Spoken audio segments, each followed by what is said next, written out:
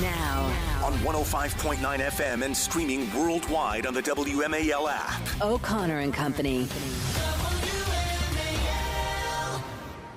Well, good morning, everybody, and a happy Wednesday to all of you. It is 7:07 a.m. in the morning on News Talk 105.9 WMAL. We are making sense of the news. I am Andrew Langer in for Larry O'Connor here on O'Connor and Company, sitting alongside my good friend Julie Gunlock. Hello, Julie. Good morning. Happy Wednesday to you. We got a great show coming up. We got Andy Pollin coming on. He's a host at ESPN 630 to talk about this move of the possible move of the Wizards and Capitals to Potomac Yards. Rob Montz, he's a filmmaker, is going to come and join us in the 8 a.m. hour. Emily Miller to talk about this crazy story about a Salvation Army food truck getting stolen over the weekend. And finally, we're going to have Chip Roy, a congressman from Texas, joining us in the 8 a.m. hour. Joining us right now, though, is our old friend Grover Norquist, the president of Americans for Tax Reform. Grover, we were talking with John Fund yesterday about this inauguration, historic inauguration down in Argentina. Javier Milei inaugurated. I know you're not an impressionist, but what are your impressions of what happened over the weekend at this inauguration? It was amazing. There were economists, political people from all over the world. A lot of Latin America's center-right parties were there saying, how did you do this? I mean, the Peronists have been in power on and off for decades and decades. They have laid tariff on top of tariff, tax on top of tax. Every left of center nostrum you could ever imagine that was supposed to interfere with the economy and make it better has made it worse. You don't like Biden's inflation. You really don't like where it's going if he continues in the path. They're talking 145% inflation and over a year, and people going through the grocery stores with stickers every day. The same guy would go through and raise the prices because prices changed that rapidly. They search you when you go into the country to see if you're bringing electronics because the tariffs on electronics are so high that they have an inefficient industry that doesn't really do it there. But to buy them outside the tariff is so high that if you can bring them in your sneakers or something, sure. It pays for the airplane trip out. Wow. But Milei is a pre-market economist, and 2 years ago, running for Congress, he signed the pledge never to raise taxes on national TV, and from there he exploded. The other politicians did, and the Peronists all ran around going, yeah, us too, and they made up some pledge which really didn't promise anything, but they thought that was the magic. They missed it's the pledge never to raise taxes, and it just swept him into power. It's very exciting. He was very honest with people. He gave a long speech, right, full of applause, saying this is going to be long, this is going to be hard, it's going to take 10 years to take our country to where we need it to be, undoing inflation damage. I mean, Reagan inherited a much milder version. It took a couple of years to get the economy turned around. Being president doesn't make it happen. Grover, it's kind of interesting. He broke tradition. He delivered his inaugural address not to lawmakers in front of the legislature, but actually to his supporters that were gathered outside. Yes. And he turned his back to the legislature. Tell me about that symbolism and what it was like to be there with his very excited supporters.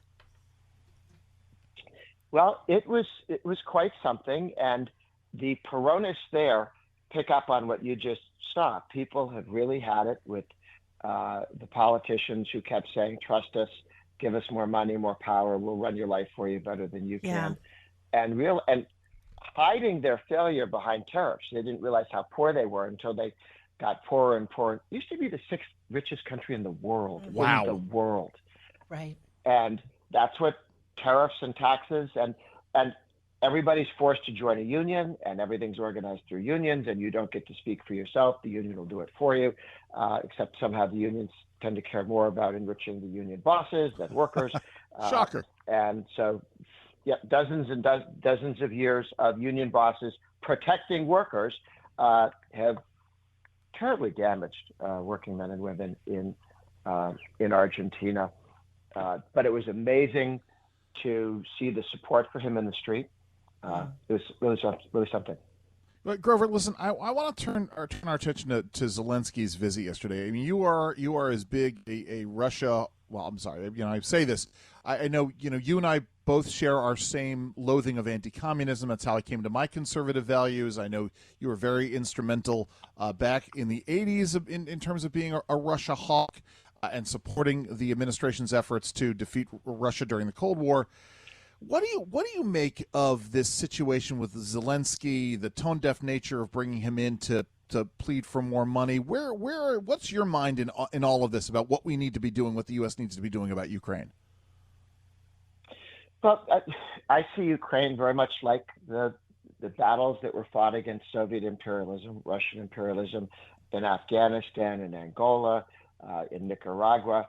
I think the best thing to do to stop dictatorships from spreading out across the world is to lend support to the people there, not to take on their fight for them, not to shed American blood for their freedom, but to give them the tools they need to resist. And I'm supportive of doing something along those lines, continuing to do that in Taiwan and in Ukraine and so on. I do find it completely reasonable for the Republicans to say this president has been completely unserious about national defense and protecting the country when it comes to securing the border, just making sure we know who's coming across the border. And for the president to go, oh, we don't care about American security, but we're focused on somebody else's security. You can walk and chew gum at the same time. A serious America would have control of its borders and help people who are being invaded by Russia. Yeah, do you think that Biden made a political miscalculation by bringing Zelensky in to sort of plead his own case, that sort of that he can be such a polarizing figure? Not that he should be, but he's just become a polarizing figure amongst the Republican caucus. Do you think this was a political mistake on the part of the president? Well, what would you do? Biden has no moral authority on the subject. Biden doesn't have the capacity to say to the Republicans, this can and should be a bipartisan project. He's run his massive tax increases on a Democrat-only basis. He's run his massive spending increases on a Democrat-only basis. He wanted to tremendously increase the IRS and its power and its clout with no reforms on a completely partisan basis. So he's been just a partisan political hack, like he's some Democrat out of Chicago, and not working broadly with other people, and knowing perfectly well that he was governing as a politician, not as a president.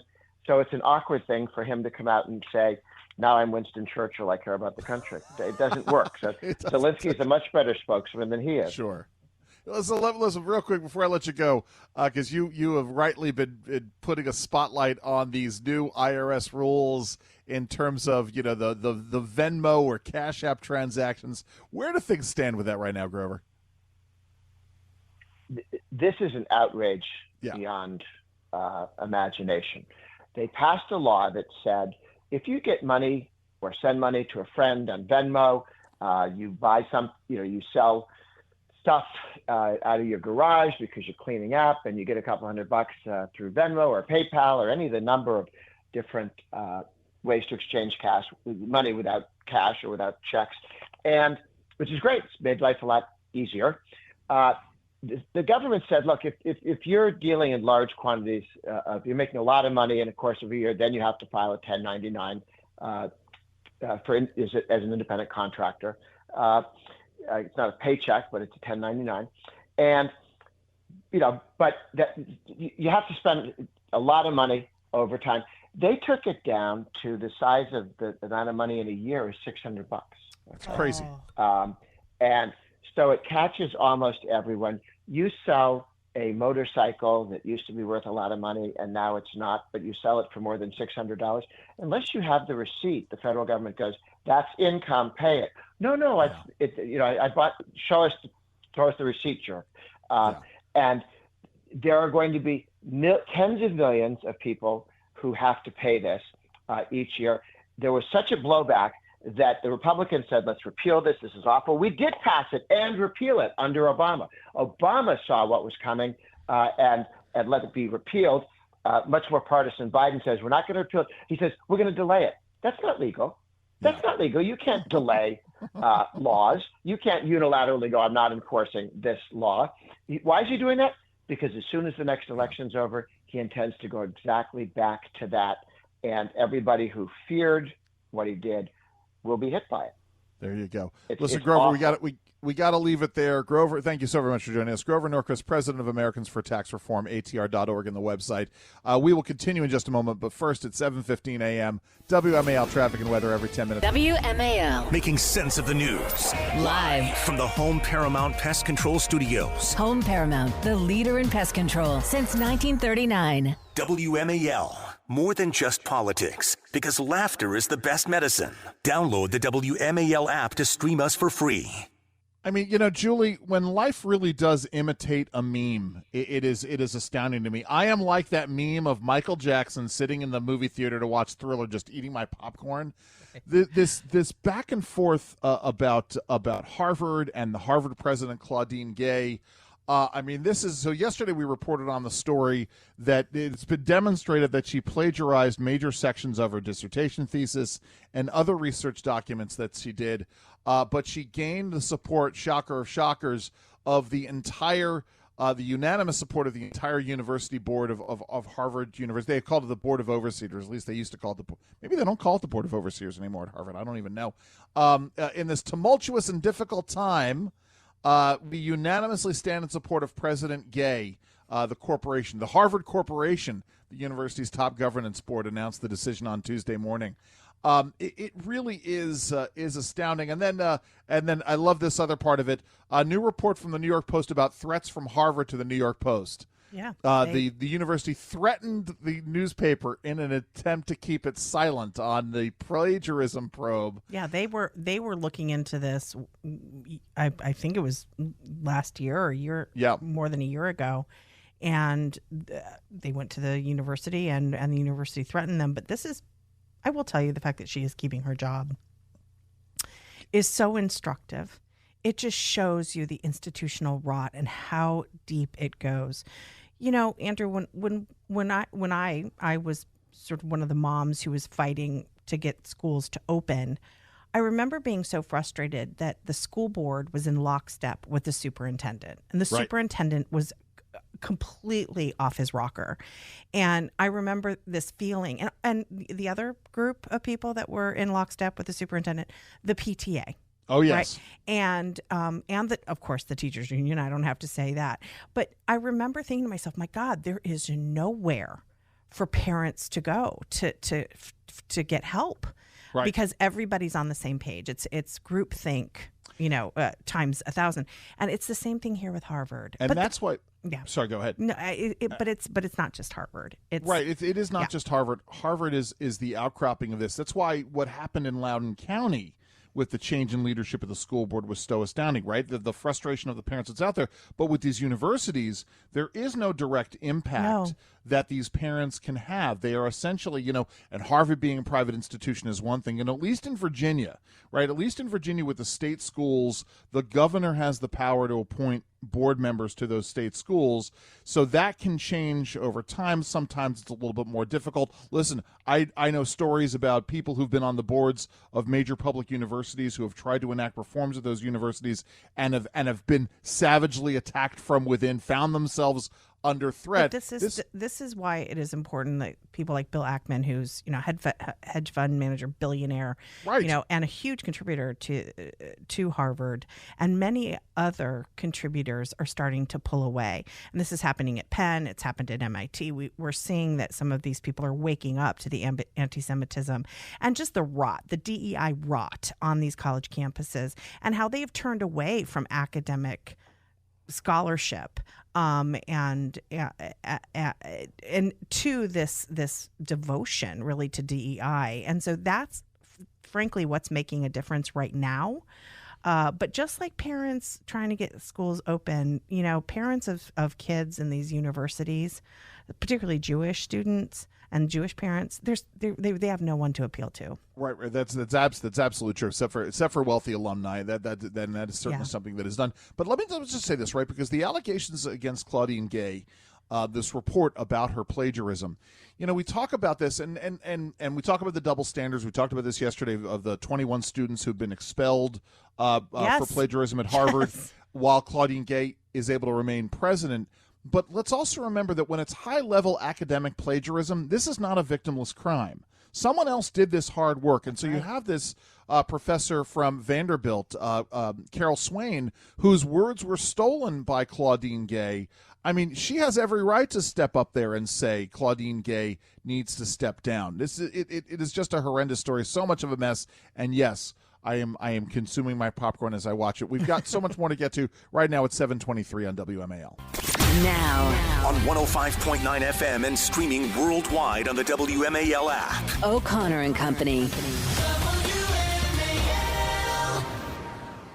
Well, hey there, everybody. It is 7:37 on News Talk 105.9 WMAL. We are making sense of the news. Good Wednesday to everybody. This is O'Connor and Company. I am Andrew Langer, in for Larry O'Connor today, alongside Julie Gunluck. Hello there, Julie. Good morning. We got a great show coming up. We got Emily Miller in the next hour. She's going to talk to us about this hijacking of a Salvation Army food truck over the weekend. I that's what I got. I got to call it a carjacking, food truck jacking, I guess. I don't want to make fun of it. Chip Roy, congressman from Texas, going to be joining us as well. But to help us noodle through what is happening in Virginia, we're joined by Andy Pollin. He is the host of the Andy Pollin Hour weekdays from 10 a.m. to 11 a.m. on our sister station, ESPN 630 a.m. And Andy, I mean, let's start here. Where is this thing going to go? Is there room for it? How big is the arena? What do we know right now?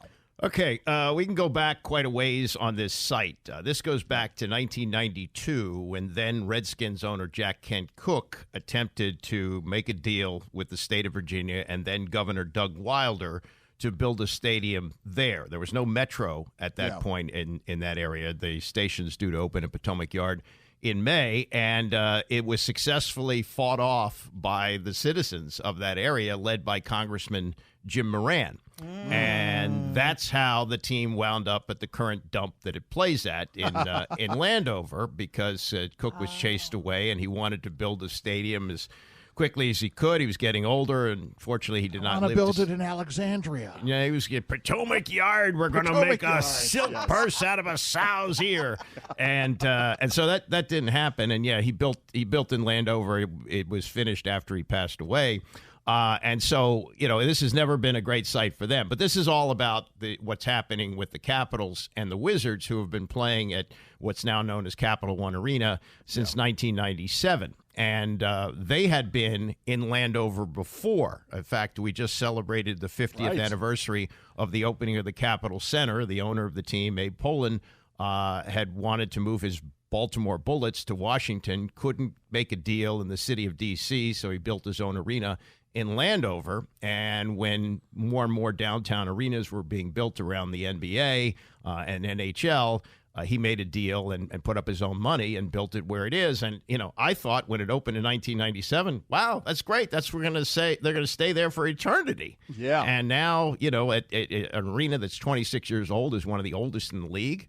And Ted Leonsis, the owner of the Caps and the Wizards, and who has a lease with the arena, doesn't like the lease that he has decided that either the city gives him $600 million to improve the facility, or he's going to make this move. This could be negotiating, but it also may be so far down the road that this is actually going to happen. You have the governor showing up there, and probably some Alexandria city officials.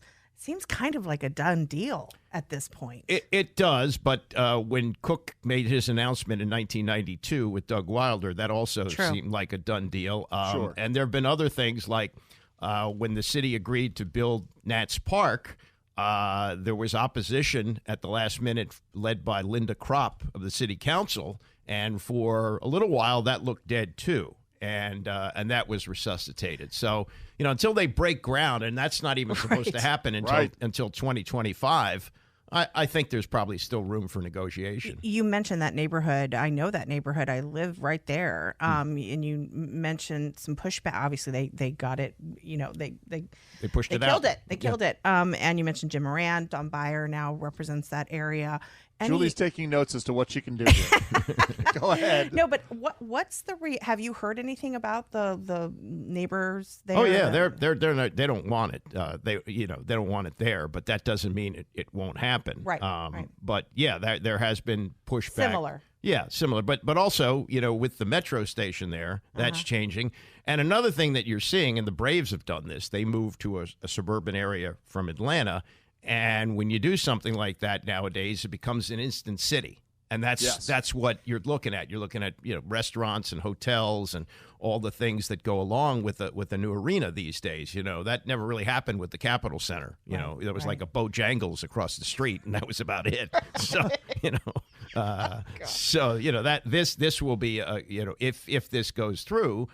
You will see this area and is a huge teeming city within the next 10 years. Wow. Andy, but before we let you go, so D.C.'s talking about, or Ted Leonsis wants $600 million. The city may come back with some money or some notion to renovate the stadium.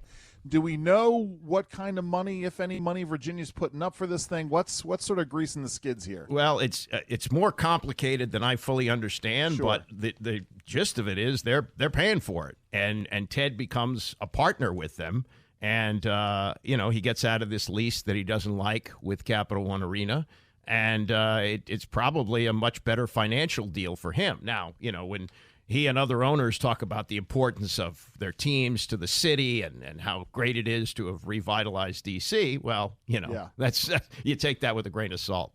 Sure. And what happens? What do you think happens if they move to this location in Virginia? What happens to that area around the Capital One Arena? I mean, you and I both remember what it was like before that arena was put in there. What happens? Well, I'm old enough to remember the riots that took place there after the Martin Luther King assassination. Sure. It took it basically 30 years to come back with Capital One. Yeah, it's going to be devastating. They'll still have concerts there. Georgetown will play basketball, although their game last night drew less than 3,000 people there. Wow. Yeah, so it's going to be a big blow, and for all the businesses around there that depend. I mean, you're talking with home games for the Caps and Wizards. That's 80 nights a year. You lose that, and I don't think you're going to have enough concerts to make up for that kind of difference. No, plus, the folks will start going to concerts at the arena out there. Certainly, right. I would think now that they're there. Listen, Andy, so much appreciate you coming on and noodling this through with us today. Yeah, good to talk to you. Andrew is your name. That's a good Andrew, name. Yes, and, yes. And my show is on from 9 to 11. It's no longer an hour. They thought it was good enough to expand another hour. So there you go, 9 to 11 a.m. on our sister station, the Andy Pollin Show on ESPN 630 a.m., 9 a.m. to 11 a.m. Check it out. Check it out when you're not listening to Chris Plant. We appreciate it, Andy. Thank you so very much for joining us. Thank you. Listen, more to come here on WMAL. It is 7:44 a.m. Well, Julie, listen, as we're talking about Bill Clinton being able to sell urine on a poop train, we got this story coming out of California. Listen, water is a huge issue. Huge issue, to say the least. It is the most important. Clean water is the most important environmental issue out there.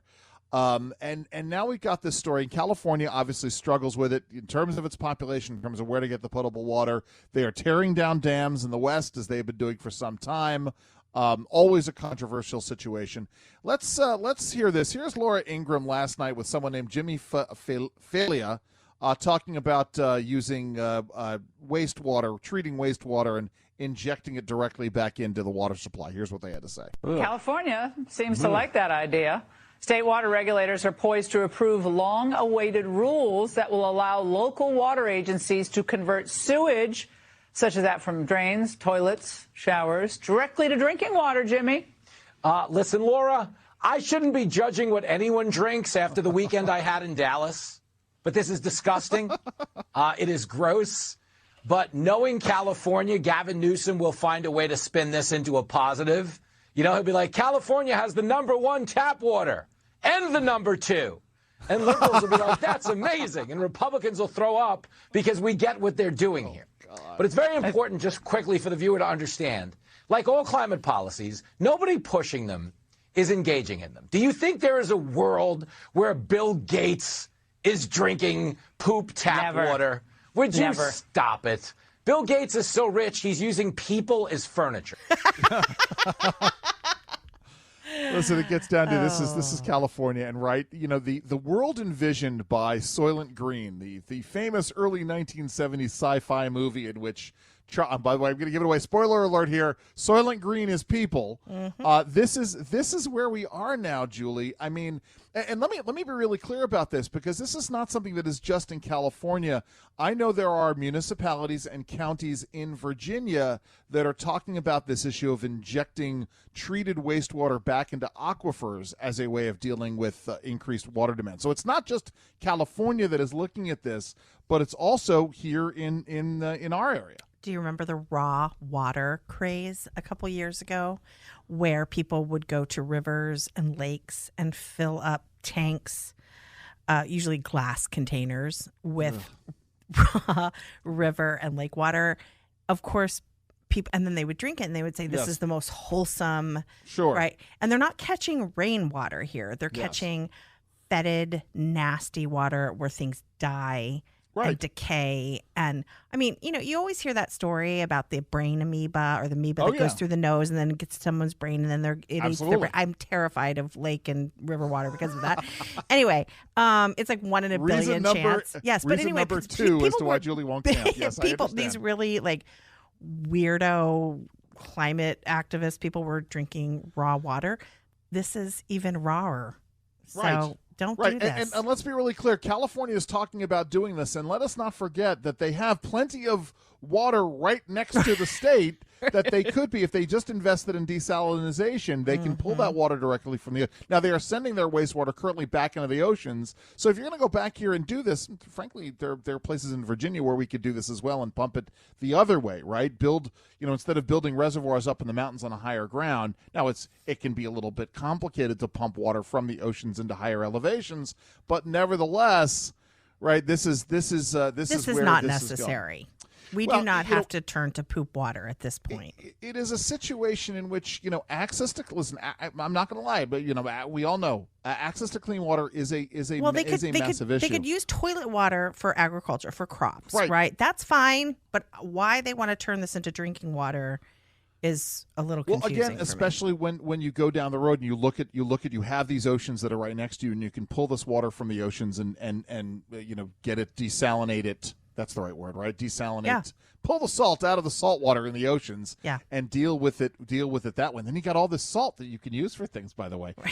California could have a huge ocean salt industry based on this, but they're not going to go down that road. You get poop water.